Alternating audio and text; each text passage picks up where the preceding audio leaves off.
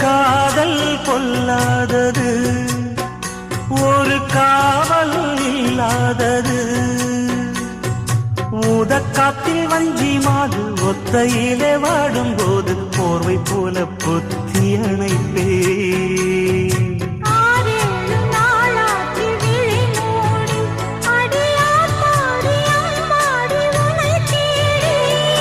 நீதானே மானே என் இளஞ்சோடி, உனை நீங்காது என்றும் என் உயிர் நாடி.